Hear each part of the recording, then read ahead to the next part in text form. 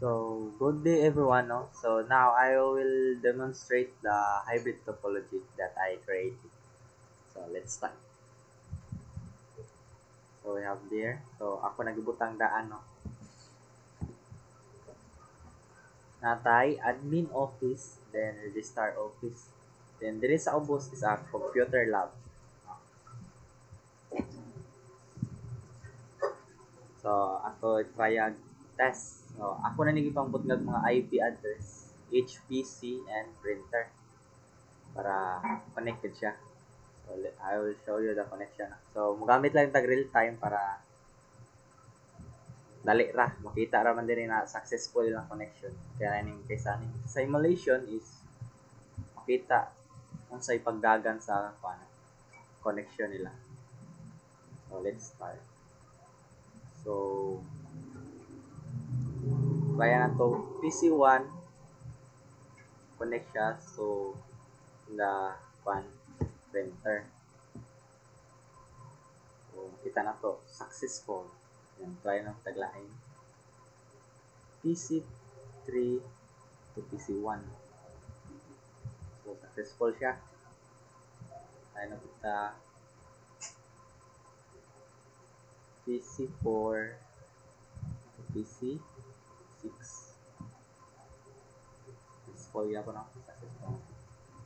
So, let's try another.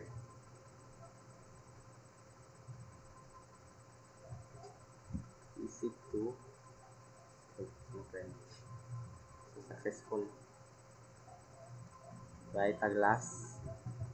PC2 PC5. So, successful yun siya. So, ako i-explain ang sa gamit na niya. No? So, yung mo tag hybrid topology, no? Nagamit na to ang ring o star topology, no? Combination sila, no? Star and ring topology, no?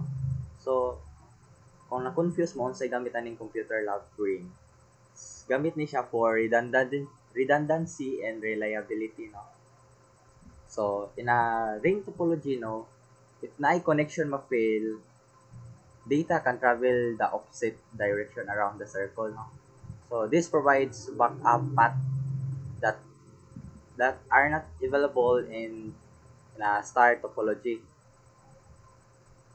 Tama na siya.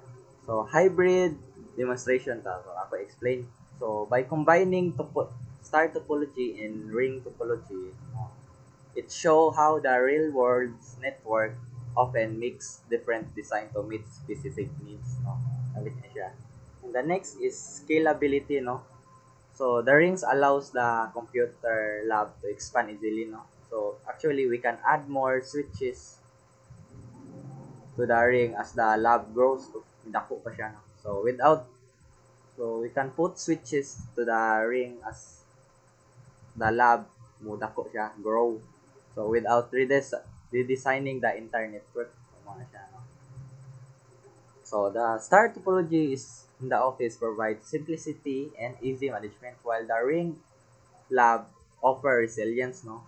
This hybrid make the network both user-friendly and reliable. So, that's all. That's my hybrid topology. Thank you for watching.